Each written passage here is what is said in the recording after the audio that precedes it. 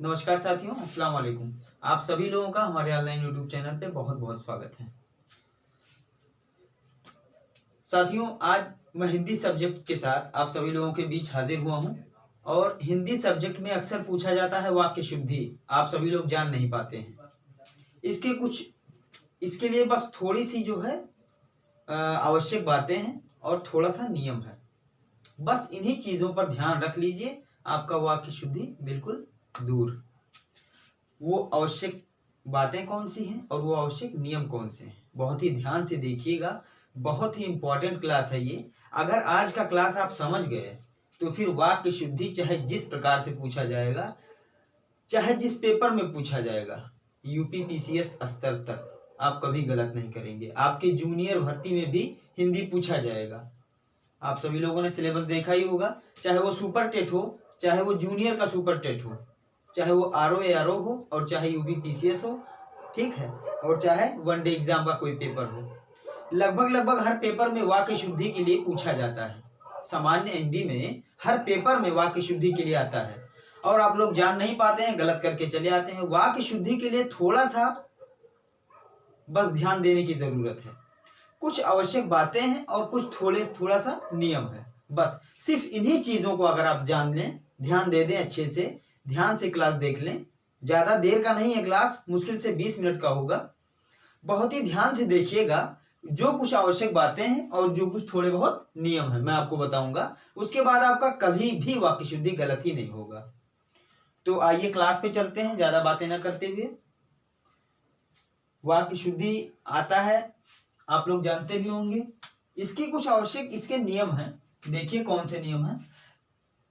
नियम जो है वो तो हम अभी आएंगे नियम पर। पहले जो आवश्यक बातें हैं थोड़ी बहुत 7-8 प्रकार की, उसको जान लीजिए। देखिए,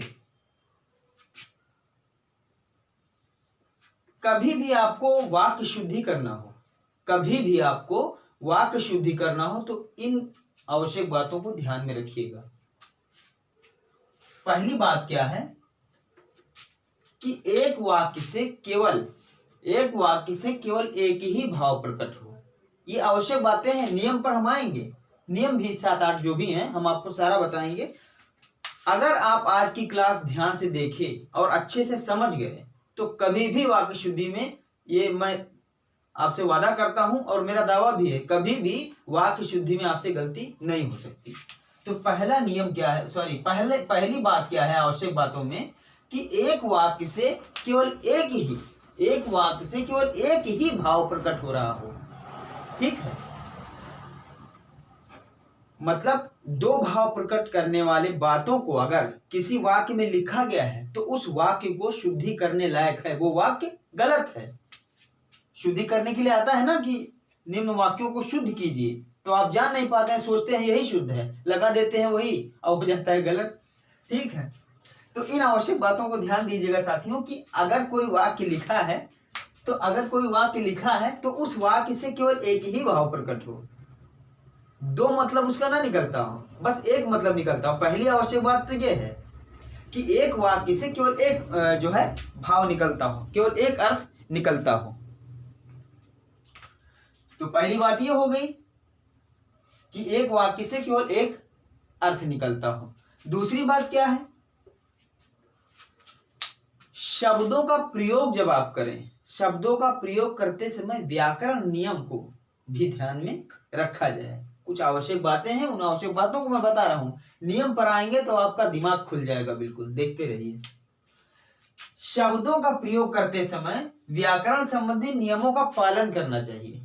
ठीक है, जो भी व्याकरण संबंधी नियम है उनका पालन करना चाहिए। और व्याकरण आपने पढ़ा ही है, कौन सा वर्ण, कौन सा व्यंजन, सब कुछ आप जानते हैं। अगर जिन भाई बहनों ने नहीं देखा है वो हमारे चैनल के प्लेलिस्ट में चले जाएं। प्लेलिस्ट में हिंदी, सामान्य हिंदी के नाम से एक फोल्डर है। उस फोल्डर में 10-12 वीडियो हैं हिंदी के जो मैं पढ़ा रहा हूं, ये वीडियो भी उसी में जाएगा। तो आपसे ये निवेदन है, गुजारिश है कि हमारे चैनल पे जाएं, प्लेलिस्ट में जाकर पूरा हिंदी जो भी सब्जेक्ट जितना हमें पढ़ाया है, सामान्य हिंदी की क्लासें, सारी क्लासें देख डालें। और एक गुजारिश और है कि हमारे चैनल को आप सब्सक्राइब जरूर करें, सब्सक्राइब करें। जिन भाई बहनों ने सब्सक्राइब नहीं किया है वो सब्सक्राइब कर लें, और जो नए लोग हैं वो भी गुजारिश है उनसे भी कि हमारा चैनल सब्सक्राइब करें और शेयर करें। तो आगे चलते हैं। तीसरी बात क्या लिखी गई है, जरूरी बातों में ये बात हम कर रहे हैं। वाक्य रचना में जब वाक्य की रचना की हो या किया जाए तो उस समय अधूरे वाक्य उसमें बिल्कुल ना हो। अधूरे वाक्य चूंकि जब हो जाते हैं तो उसका मतलब नहीं निकल पाता। अधूरे वाक्य बिल्कुल ना हो, ये ध्यान दिया जाना चाहिए। तीसरी बात है ये। 3 बातें आपने देखी, जरूरी बातें। चौथी बात पे आइए, वाक्य में अस्पष्टता हो। ध्यान रहे साथियों, अभी ये नियम नहीं है, ये जरूरी बातें हैं। नियम मैं आपको इधर बताऊंगा, ठीक है। नियम पर जब आएंगे तो आपको शीशे की तरह बातें साफ लगेंगी। तो वाक्य योजना में अस्पष्टता हो, यानी कि अगर कोई वाक्य लिखी है तो स्पष्ट दिखता हो कि हाँ ये कह क्या रहा है, ये वाक्य में लिखा क्या है। और 5वीं बात क्या है कि वाक्य में शब्दों का परस्पर घनिष्ठ संबंध हो। शब्दों का घनिष्ठ संबंध हो। अगर आप कोई वाक्य पढ़ रहे हैं तब घनिष्ठ संबंध जब रहेगा तभी उसका मतलब निकलेगा, और जब संबंध नहीं रहेगा एक वाक्य से, एक शब्द से दूसरे शब्दों के बीच में कि क्या संबंध है, तो वो वाक्य ही गलत है। जिसका कोई अर्थ ही ना निकल रहा हो, जिसका कोई अर्थ ही ना निकल रहा हो, कैसा वाक्य है वो। तो कहने का मतलब है कि शब्दों में परस्पर घनिष्ठ संबंध होना चाहिए। 6वीं बात क्या है कि व्यर्थ शब्द। व्यर्थ शब्द तो उसमें बिल्कुल होने ही नहीं चाहिए, ठीक है। कुछ लोग जो है बातों को बढ़ा चढ़ा कर लिखने का प्रयास करते हैं, पूरा जो है भर देते हैं कि हम तो जो है 10 लाइन की चीज को हमने 250 शब्दों में लिख डाला। बढ़ा चढ़ा कर लिखते हैं ना, वहां पर व्यर्थ शब्द बहुत भरमार होता है। व्याकरण का ध्यान नहीं दिया जाता है। जब आप मेंस परीक्षा देंगे, किसी भी पेपर का मेंस परीक्षा देंगे, तो वहां पर वाक्य बनाते समय व्याकरण संबंधी नियम का भी ध्यान दें। कहां पर पूर्ण विराम लगाना है, कहां पर जो है कामा लगाना है, ये सब बातों का ध्यान दिया जाता है। वाक्य तभी आपका सही रहता है। तो वही इसमें कहा गया था, देखिए व्याकरण संबंधी नियमों का ध्यान देना है आपको। अधूरे वाक्य बिल्कुल ना हो, और योजना में वाक्य योजना जब बनाए उसमें अस्पष्टता हो, मालूम पड़ रहा हो कि हाँ ये कह क्या रहा है। फिर 5वां मैंने अभी बताया आपको कि वाक्य में शब्दों का परस्पर घनिष्ठ संबंध होना चाहिए। संबंध जब होगा तभी अर्थ निकलेगा उसका। किसी वाक्य का जब तक अर्थ नहीं निकल रहा है तब तक वाक्य अधूरा है। अधूरा है मतलब उसमें शुद्धि करनी पड़ेगी। इसीलिए कहा जा रहा है आवश्यक बातों में कि परस्पर घनिष्ठ संबंध होना चाहिए, ताकि उसका अर्थ निकल के सामने आए। 7वीं बात लिखी हुई है, यदि किसी वाक्य में एक ही व्यक्ति है और उस व्यक्ति के लिए उस वाक्य में अलग अलग जगहों पर उसे, उसका, उन्हें, उन्होंने ऐसा शब्द आता है तो वो वाक्य गलत है। तो ऐसे शब्द का प्रयोग नहीं करना चाहिए। एक व्यक्ति के लिए सिर्फ एक ही करना चाहिए। जैसे हमने मोहन को कह दिया वो, तो अब वो कह दिया। अब यहां पर उन्होंने, उसका, उसके लिए, सिर्फ एक ही व्यक्ति के लिए इतने शब्दों का प्रयोग नहीं कर सकते। अगर हमने कह दिया उसे तो फिर उसे ही कहना चाहिए। एक व्यक्ति के लिए यह, वह, उस और उसका, इनका, उन्हें, इन शब्दों का प्रयोग एक व्यक्ति के लिए किसी वाक्य में नहीं होना चाहिए कि अलग अलग जगहों पर उसको, उन्हें, उसका और जो है इसीलिए, उसका, ये सब प्रयोग नहीं होना चाहिए, इनका। तो ये आवश्यक बातों में 7वीं बात हो गई। अब अप्रचलित शब्दों का व्यवहार न हो। ऐसे शब्दों को न आप डाल दीजिए कि जिन शब्दों का कोई मतलब न निकलता हो और व्यवहार में वो शब्दें आती ही ना हो। तो ऐसे शब्दों को आप उचित स्थान पर जो है उचित शब्दों को डालिए, गलत व्यवहार वाले शब्दों को बिल्कुल न डालिए। ये सब आवश्यक बातें हैं। जैसे एक एग्जाम्पल भी नीचे हमने लिखा कि उसने कहा कि उसे कोई आपत्ति नहीं है। अभी हमने आपको बताया कि उसका और उन्हें और उसके एक ही व्यक्ति के लिए नहीं आना चाहिए। अब यहाँ पे देखिए, एक ही व्यक्ति के लिए उसने भी आया है और उसे भी आया है, तो ये वाक्य हो गया गलत। ये वाक्य गलत हो गया। यहाँ पर क्या होना चाहिए, उसने कहा कि मुझे, यहाँ पर मुझे होना चाहिए, क्योंकि एक ही व्यक्ति है तो उसने भी आएगा, उसे भी आएगा, ये तो गलत हो जाएगा। क्योंकि हमने अभी आपको बताया कि एक ही व्यक्ति के लिए उसका, उसे, उनका, उन्होंने ऐसा शब्द बिल्कुल नहीं प्रयोग होना चाहिए। तो एक ही व्यक्ति है, उसने कहा कि मुझे कोई आपत्ति नहीं है, लेकिन इसमें लिखा क्या था कि उसने कहा कि उसे कोई आपत्ति नहीं है। तो एक तो उसने आ गया और एक उसे आ गया, एक ही व्यक्ति है, तो दो जगह दो शब्द प्रयोग हो गए। अभी हमने कहा कि यह, वह, उसका, इनका, उन्हें, ये शब्द बिल्कुल प्रयोग में नहीं लाना चाहिए। तो ये कुछ आवश्यक बातें थी जो हमने आपको बताई। अब जो नियम है उन नियमों के बारे में आप देख लीजिए। अगर ये नियम आप समझ गए, आपका जिंदगी में कभी वाक्य शुद्धि गलत ही नहीं होगा। तो नियम क्या है देख लीजिए, समझ लीजिए। प्रत्येक, कोई या किसी,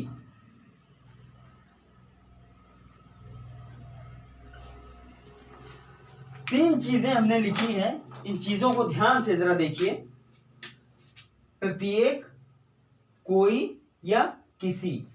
अब ये जो तीन शब्द हमने लिखे हैं कि प्रत्येक, कोई या किसी, प्रत्येक, कोई या किसी, तो हमेशा ध्यान में रखिएगा साथियों, हमेशा आपको ऑलवेज ये याद होना चाहिए कि ये जो तीन शब्द हैं, प्रत्येक, कोई और किसी, ये हमेशा एक वचन के लिए आते हैं, हमेशा एक वचन के लिए। इसका एग्जांपल हम आपको देंगे, एक वचन के लिए आते हैं, या हमेशा इनका प्रयोग सिर्फ एक वचन के लिए किया जाए, ये पहला नियम है। प्रत्येक, कोई या किसी, हमेशा इनका प्रयोग सिर्फ एक वचन के लिए होता है, ठीक है। तो अब इसका एग्जांपल देख लीजिए। अगर इनका प्रयोग आपने बहुवचन के लिए कर दिया तो वो वाक्य आपका बिल्कुल सरासर गलत हो जाएगा। ये नियम है, जरा इसको ध्यान दीजिएगा, अन्यथा में क्लास ना छोड़िएगा, अंतिम तक क्लास देखिएगा।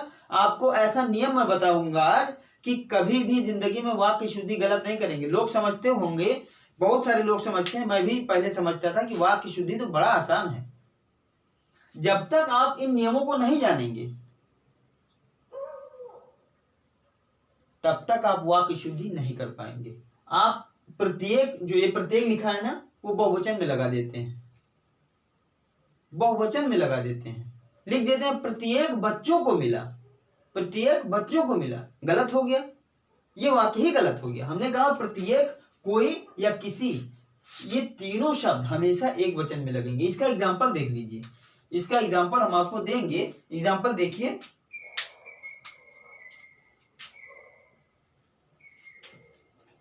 कि प्रत्येक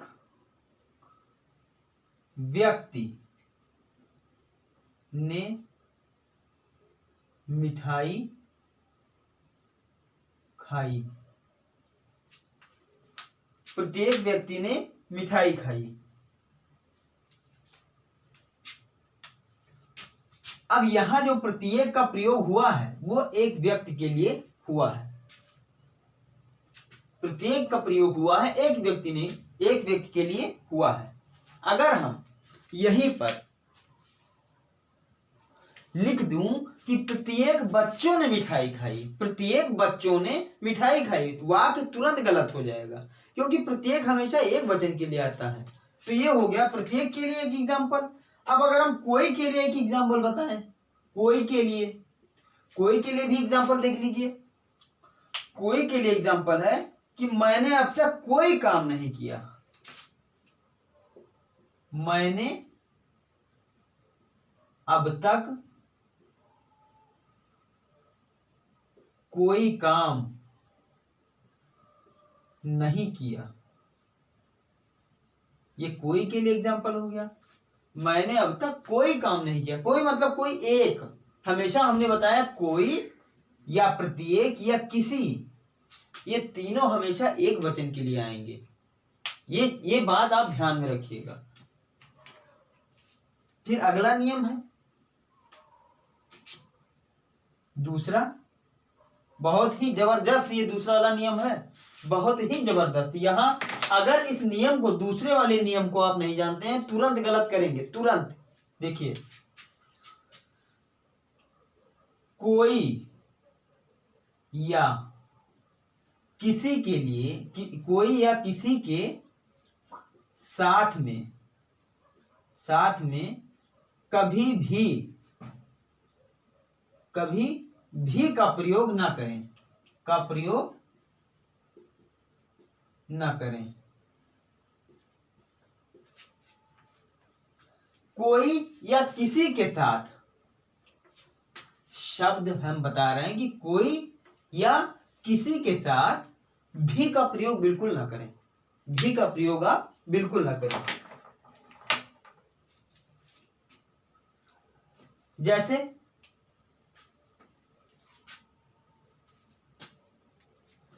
यहां हमने लिख दिया कि किसी ने भी मारा होगा, किसी ने भी मारा होगा। ये वाक्य सरासर गलत है। क्यों? क्योंकि किसी के साथ में भी का प्रयोग आपको बिल्कुल नहीं करना है। किसी ने मारा होगा, ये वाक्य सही होगा, किसी ने मारा होगा। ये भी जो लगा हुआ है ना, यही गलत हो गया, इसलिए आपका ये पूरा सेंटेंस ही गलत हो गया। इसीलिए हमने कहा कोई या किसी के साथ में भी का प्रयोग बिल्कुल ना करें। अगर हम यहीं पर लिख दें कोई भी व्यक्ति नहीं था, हमने एग्जाम्पल लिख दिया कि कोई भी व्यक्ति नहीं था और कहा कि इस वाक्य में शुद्धिकरण कीजिए। जब तक आप ये नहीं जानेंगे कि कोई के बाद भी का प्रयोग नहीं होता है, तब तक आप इस वाक्य को शुद्ध मानेंगे, कह देंगे विकल्प ए सही है, लेकिन हो जाएगा वो गलत। इसीलिए मैं कहता हूं आपसे कि ये जो नियम मैं बता रहा हूं आपको, ये नियम जानना बहुत जरूरी है। ऐसे तो लगता होगा आपको कि वाक्य शुद्धिकरण बहुत ही आसान, तो कर लेते हैं, लेकिन आप में से बहुत सारे लोग नहीं जान रहे होंगे कि कोई के बाद भी लगाएं या ना लगाएं, किसी के बाद भी लगाएं या ना लगाएं। कोई या किसी और या प्रत्येक किसके लिए आता है? एक वचन के लिए आता है या बहुवचन के लिए? हमेशा एक वचन के लिए आता है, प्रत्येक या कोई या किसी। और हमेशा कोई या किसी के बाद में आप भी ना लगाएं, इसके साथ में भी का प्रयोग नहीं होगा। तो दो एग्जाम्पल हमने आपको दिए, मेरे ख्याल से दोनों आप नियम समझ गए होंगे। अब तीसरे नियम की तरफ बढ़ते हैं।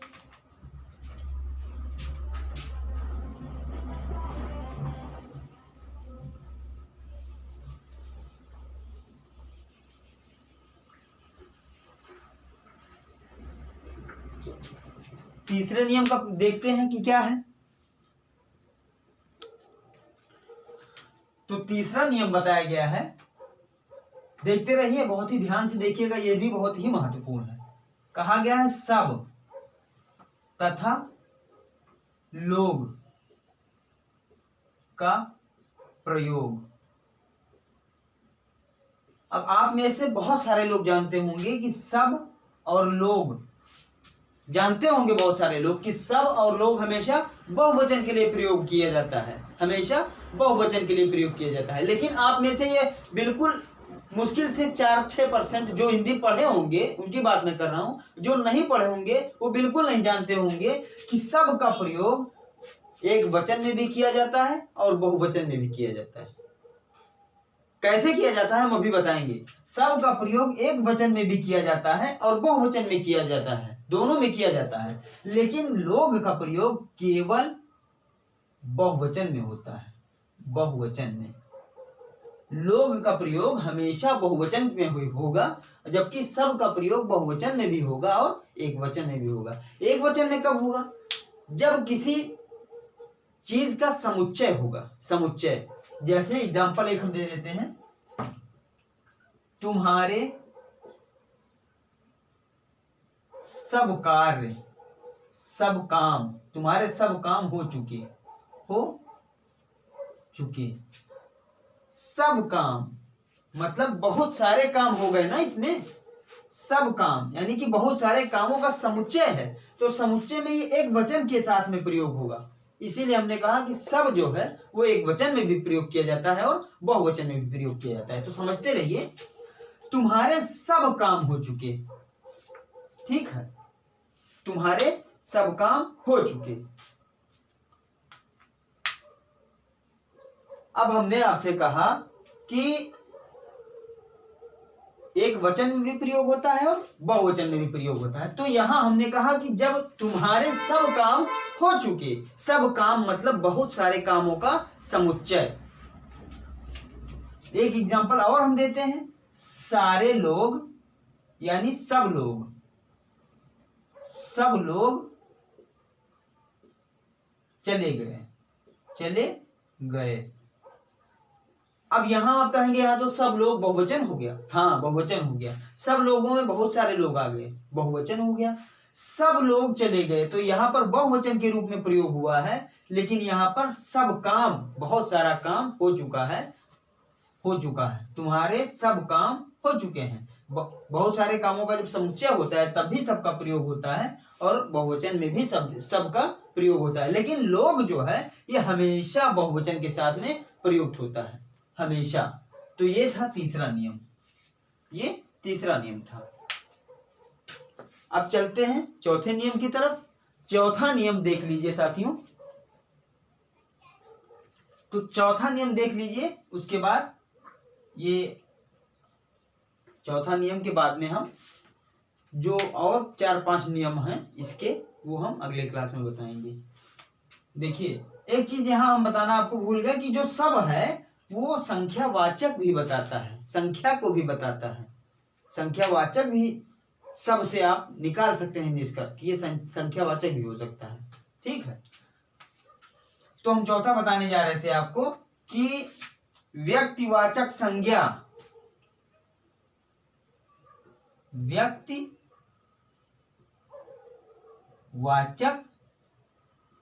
संज्ञा, व्यक्तिवाचक संज्ञा और क्रिया का मेल, और क्रिया का मेल होना चाहिए।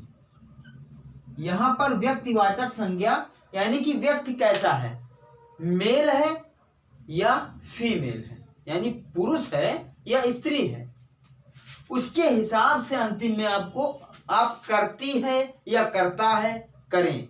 अगर करता है, देखिए आप समझ लीजिए, एक एग्जांपल हम दे रहे हैं आपको।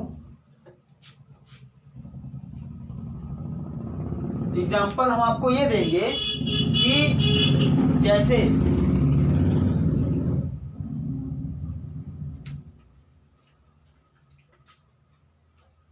देखिए, पहले कलकत्ता भारत, एग्जांपल देख रहे हैं साथी, देखते रहिए। तो हमने लिखा कि पहले कलकत्ता भारत की राजधानी था। कलकत्ता भारत की राजधानी था। अब इस कलकत्ता के हिसाब से हमने था और थी लिखना है। कलकत्ता अगर पुरुष है तो था रहेगा, कलकत्ता के स्थान पर किसी आदमी का भी नाम हो सकता है। अभी हम और एग्जांपल देंगे, जैसे